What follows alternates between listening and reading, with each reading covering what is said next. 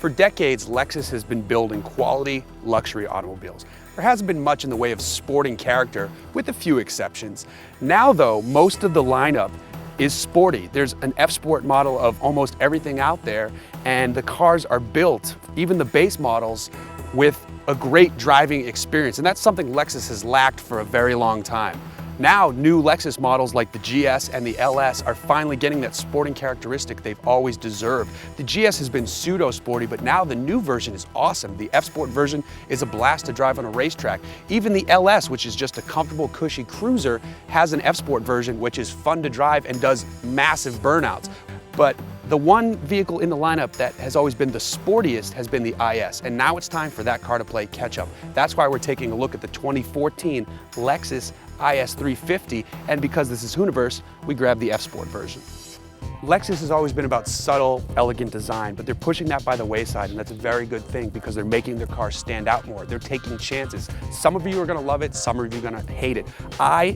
I love it. The spindle grille has made its way to the IS, and in the F-Sport version, it's super aggressive. You've got these great vents here in the lower fascia. Coming around a little bit though, you can see that another example where Lexus is finally taking chances. Most people integrate their daytime running lights. Lexus stuck them way down here, separate from the light, so you know that this is more aggressive, new design. Coming around to the side, you've got this great dark chrome finish 18-inch wheel. It's a staggered setup on the F-Sport with these meaty Bridgestone tires. You got the F-Sport badge, again, to let people know there's a little more fun going on. One of my favorite design elements of the car, however, is this character shoulder line, which bows out towards the front and then wraps around back to this integrated rear spoiler. It's a great feature that really stands out, and it's another example that shows Lexus is pushing their design a little bit further. This is a company that needed to do it, and it's great to finally see it filter through the lineup and wind up on their volume car, the IS. The heart of the all-new IS 350 lies here under the hood with a 3.5-liter V6 engine. It's good for 306 horsepower and 277 pound-feet of torque, and that's all right for the class, the entry-level compact luxury sports sedan. Some people are pushing a decent ways over that 300 horsepower mark, but it's still good, it's still plenty, and it still helps retain a little bit of that Lexus smoothness by not being an overly torquey monster. It's still got good power though, and this car can make the run from 0 to 60 in about 5.6 seconds according to the manufacturer. We'd like to see that maybe closer to the 5 side, maybe start to dip into the 4s. But again, once the new ISF comes out, that thing will be a monster and it'll obliterate that, and then this thing will be perfectly situated in the lineup. As it sits, it's fun to drive. It's paired with a great transmission. We'll show you that when we jump inside. So maybe it's time to jump inside because I feel like driving it.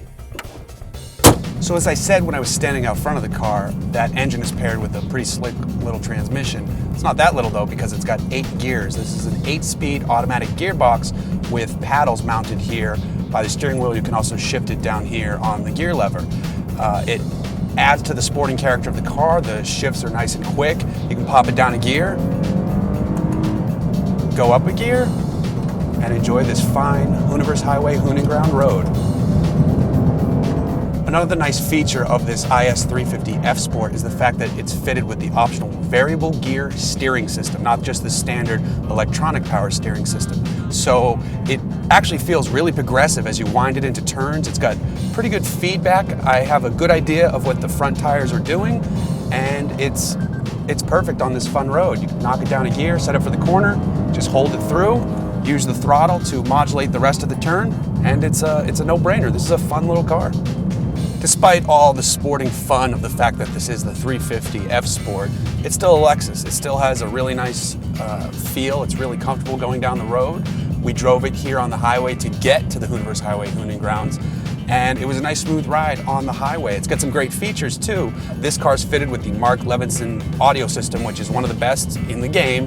It's a 15-speaker unit that just pumps out great, clear sound at all volumes. I can blast death metal, I can blast gangster rap, and I'm gonna piss off my neighbors at an equal level of clarity. It's a wonderful feature. The only thing I don't like about the interior of the Lexus, because I like pretty much all of it, especially these F-Sport seats, these are really comfortable, is the fact that they didn't give us the 15-inch widescreen that all the other Lexus vehicles seem to be getting. That is one of my favorite features in all the other Lexus vehicles. I really wish I would have seen it translate down here to the IS. I can understand why they didn't put it in this car because it's a lower tier car, but still, for the amount of money you're paying, I think you should get that larger screen because that's a great feature of the car. One thing that is very cool that I haven't seen in anything else except the LFA is this gauge cluster. This comes with the F Sport. You can't get this with the other versions of the IS car. It's based on the LFA. It's got a TFT screen. I can slide the entire speedometer and tachometer over and get more information displayed. I can slide it back. When I put it into Sport Plus on the driver selectable knob here, because why would I leave it in normal? It's an F Sport.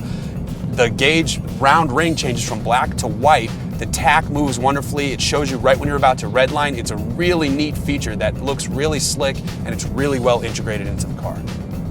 There's certainly plenty of heady competition out there for this Lexus IS. Thankfully, it has revamped its design language, it's got a great interior, and the driving experience is up there now.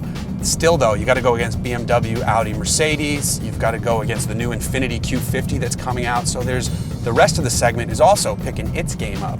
This Lexus though offers that level of luxury that's slightly more subtle than some of the competition, though it is pushing that with this new design language. That could be interesting to see how longtime Lexus fans adopt this new face and this new body style. Will they fall in love with it, or will they run away from it to something more subtle like, say, an Audi A4?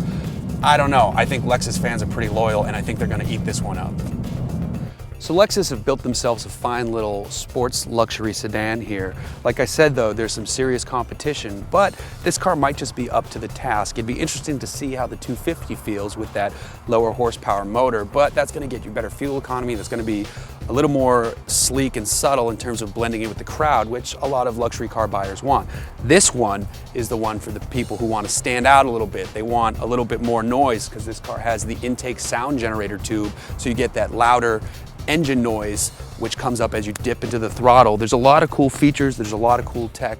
I gotta say, Lexus is on one hell of a path right now, and this new IS could be the gateway drug for a lot of people to introduce them to the Lexus family of cars.